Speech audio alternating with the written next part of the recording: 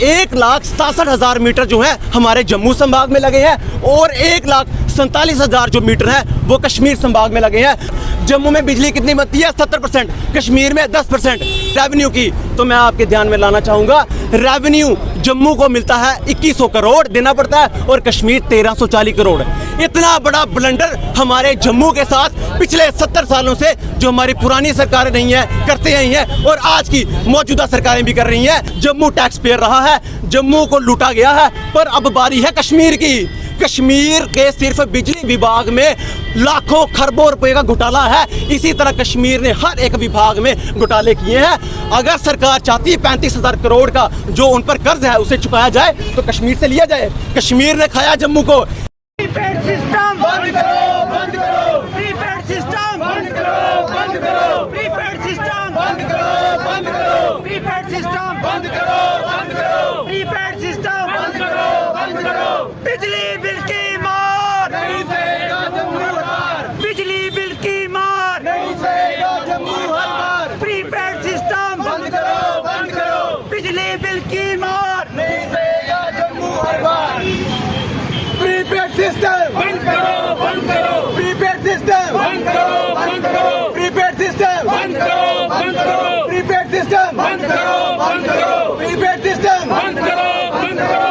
जम्मू को ठगना बंद करो, बंद करो। जम्मू को ठगना बंद करो, बंद करो। जम्मू को ठगना बंद करो, बंद करो। जम्मू को लूटना बंद करो, बंद करो। जम्मू को लूटना बंद करो, बंद करो। जम्मू को लूटना बंद करो, बंद करो। जम्मू को लूटना बंद करो, बंद करो। बंद करो जम्मू को लूटना बंद करो, बंद करो। देखिए, मैं अजय सिंह सैनी, युवा अध्यक्ष एकम सनातन भारत पार्टी से। आज का जो प्रदर्शन है बिजली के संदर्भ में है, पर आज का प्रदर्शन एक विरोध के रूप में नहीं है।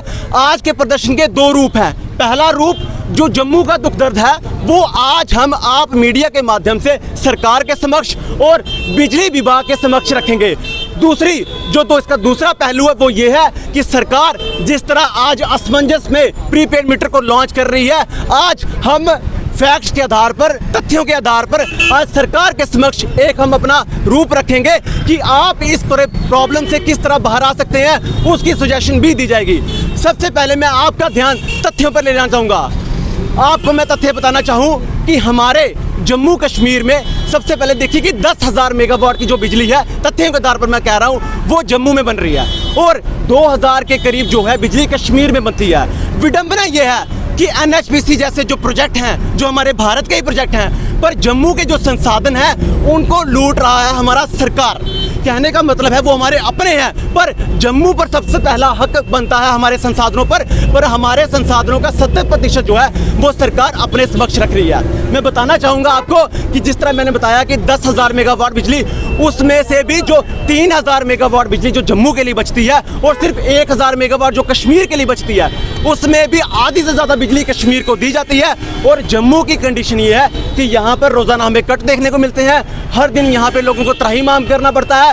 उससे भी अफसोस की बात यह है, अब रेवेन्यू की बात करें, मैं आपको बताना चाहूँगा 1,67,000 मीटर जो है हमारे जम्मू संभाग में लगे हैं और 1,47,000 जो मीटर हैं वो कश्मीर संभाग में लगे हैं। पर आपने समय समय पर देखा होगा वहाँ पर लोगों का आपस में कितना कोऑर्डिनेशन है और उन्होंने सरकारें उन्हें सपोर्ट भी करती हैं और उन्होंने वहाँ पर मीटरों को ध्वस्त किया। आज जो वहाँ मीटरों की जो संख्या वो 1 लाख के करीब है। अब मैं आपका ध्यान इस चीज़ पर लेके आना चाहूँगा, वहाँ पे मीटर 1 लाख, यहाँ पे मीटर 1,67,000। जम्मू में बिजली कितनी बनती है? 70%, कश्मीर में 10% और कंजप्शन कश्मीर की, सुनिए, उपभोग इस्तेमाल करने की जो क्षमता है वो कश्मीर में 2 गुना है। समझ लीजिए, अगर जम्मू 100 यूनिट एक रूप में इस्तेमाल करता है तो कश्मीर 200 करता है। मगर अब बात आई रेवेन्यू की, तो मैं आपके ध्यान में लाना चाहूँगा, रेवेन्यू जम्मू को मिलता है 2100 करोड़ देना पड़ता है और कश्मीर 1340 करोड़।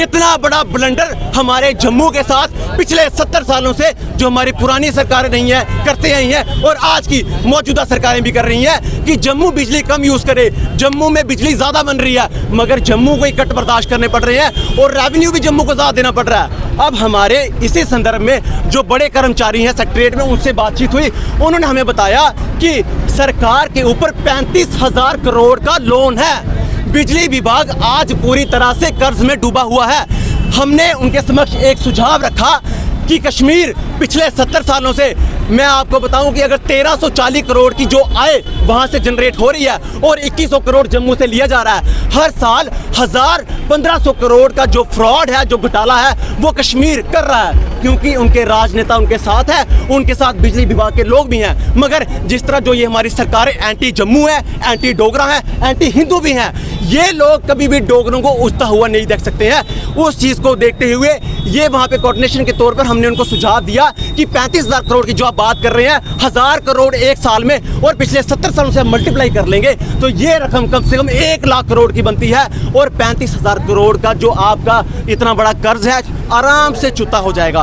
कहने का मतलब ये है, सरकार को भी सुझाव दे दिया, सरकार जिस असमंजस में है कि हम लोग कर्जे में डूबे हुए हैं, इसीलिए हम जम्मू का खून पिएंगे, जम्मू के लोगों का खून चूसेंगे। मैं आपके समक्ष बात रख देना चाहता हूं कि जम्मू ने कोरोना काल के बाद हमारे जम्मू का बिजनेस खत्म हुआ, हमारे जम्मू का व्यापार खत्म हुआ, हमारे जम्मू का ट्रांसपोर्ट खत्म हो गया, हमारे जम्मू के टूरिस्ट डेस्टिनेशन खत्म हुए। कहने का मतलब है, मैं आपका ध्यान इस ओर लेना चाहता हूं कि जम्मू में रोजगार के कोई माध्यम है नहीं है, पर आप दिन ब दिन लोगों को पैनिक कर रहे हैं। इस तरह के नए tax, property tax, wine shop पे, इस तरह के तमाम टैक्स आप जम्मू पर थोप रहे हैं। इससे जम्मू का जो आम जनमानस है, आम डोगरा है, वो इससे डर गया है, पैनिक हो गया है। और सिचुएशन ऐसी है कि लोग आज इस कदर हैं कि लोग आज अपने मुंह से ये तक नहीं बोल पा रहे हैं कि आज हम विरोध भी किस चीज़ का करें, क्योंकि सरकार ने कोई भी कानून, कोई भी ऐसी पॉलिसी फ्रेम हमारे जम्मू के फेवर में नहीं किया। तो हमारा ये विस्तार में तथ्यों के आधार पर आपको बताना इसलिए था कि जम्मू संसाधनों से भरा हुआ है। जम्मू के पास इतनी बिजली है कि जम्मू अगर अपने डोगरों को बिजली फ्री भी बांटेगा तो खत्म नहीं होगी। मगर हम मुफ्तखोरी में विश्वास नहीं रखते हैं, हमें मुफ्तखोरी नहीं चाहिए। हम उनके लिए डिमांड कर रहे हैं, वो लोग जो बिलो पॉवर्टी लाइन में है, हम उनके लिए डिमांड कर रहे हैं। जो लोग, जिस घर में 2 लोग हैं वृद्ध, एक उनके पति और पत्नी जिनकी उम्र 80 और 85 साल है, और 10 साल से एक जो औरत है वो बेड पर पड़ी है, और उनके घर में सोलर लाइट के अलावा पंखा तक नहीं है। पूरी गर्मी उन्होंने ऐसी इतनी गर्मी में काटी है। सरकार को उनके लिए सोचना चाहिए। अब मैं आपको सरकार को एक आंकड़ा पेश करना चाहूँगा अपनी तरफ से कि जितनी हमारे पास बिजली बनती है और 70% बिजली सेंटर हमसे ले रही है, पर सिर्फ NHPC 10% बिजली जम्मू को फ्री देती है, बाकी सब उनका अपने पास रखती है। या हमारे प्रोजेक्ट हमें वापस किए जाएं। जम्मू का सबसे पहला अधिकार अपने हमारे संसाधनों पर है, जम्मू का हक सबसे पहला है, उसके बाद बाकियों का है। जिस तरह हर एक स्टेट में नौकरियों में पहला अधिकार उनके आम लोगों का होता है, उसी तरह जम्मू का हक पहला अपने संसाधनों पर है। जम्मू के प्रोजेक्ट वापस किए जाएं। अगर आप प्रोजेक्ट वापस नहीं कर सकते हैं तो आप बिलो पॉवर्टी लाइन के लिए पहली 100 यूनिट को रखें 50 पैसे।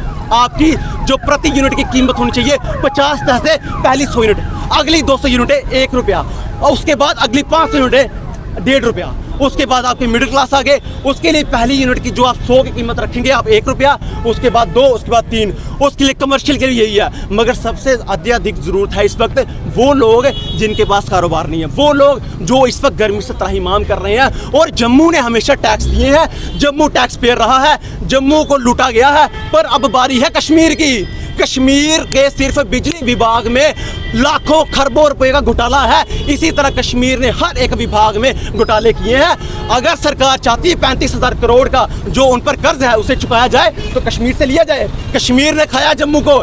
ये जम्मू कश्मीर जो रियासत थी उसके शासक हम डोगरे रहे थे, पर आज हमारी पुरानी सरकारों और आज की मौजूदा सरकारों ने और खासकर बीजेपी सरकारों ने हम लोगों का सौदा किया। बीजेपी ने PDP जैसी पार्टियों के साथ अलायंस करके जम्मू के लोगों को यहाँ पर नौकर बनाया, स्लेवरी कंडीशन में रखा, सेकंड ऑर्डर स्टेटस में हम लोगों को रखा। और आज ये सिचुएशन है कि हमारे लोग, हमारे लीडर नतमस्तक हैं कश्मीरियों के सामने, मगर वो लोग अपने लोगों के समक्ष खड़े हैं, अपने लोगों के साथ खड़े हैं।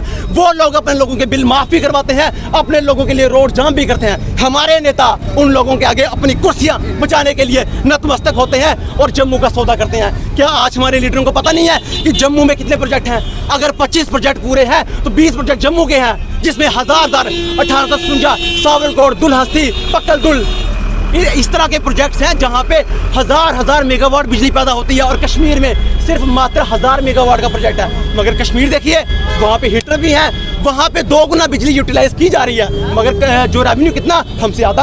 अरे हमने क्या गुनाह किए हैं? इसीलिए हमारी साफ शर्तें 3 हैं, सुन ली जाए। पहली शर्त, प्रॉफिट जो ये प्रीपेड सिस्टम आ रहा है, लोगों को पैनिक ना किया जाए, लोगों को डराया ना जाए।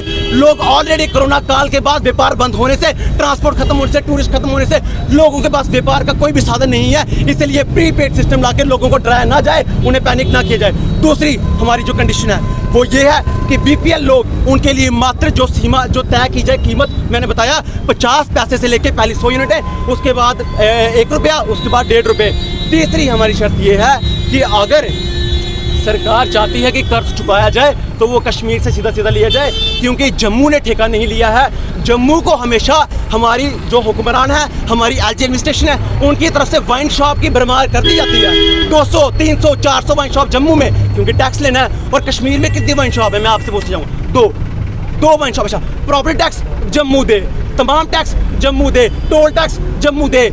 और कश्मीर को आपने मलाई चाटने के लिए रखा हुआ है और समय समय पर आप जम्मू का खून चूस रहे हैं। ये हम बर्दाश्त नहीं करेंगे। और आप मीडिया बंधुओं के माध्यम से समक्ष जितने भी लोग यहाँ खड़े हैं, इनके माध्यम से मैं आपको बता देना चाहता हूँ कि बम बम भोले वाला टाइम वापस ना लाएं, क्योंकि ये बहुत जायज़ डिमांड है। हमने हमेशा साथ दिया है, पर हमारी आर्थिक जो इस वक्त जो कंडीशन है वो ऐसी नहीं है कि हम आपका और जुल्म बर्दाश्त कर पाएँ, क्योंकि रोजगार के माध्यम 0 है और टैक्स के माध्यम 100 है। हम बर्दाश्त नहीं करेंगे। अगर आपने हमारी जायज़ मांगों को सुना नहीं, उन पर कोई संज्ञान नहीं लिया, तो आने वाले समय में ये जन आंदोलन पूरे जम्मू में निकलेगा और एक बार फिर से बम बम बोले जैसी स्थिति पैदा होगी, जिसमें सिर्फ जीत जम्मू की होगी, मगर उसमें हार सिर्फ सरकार की होगी।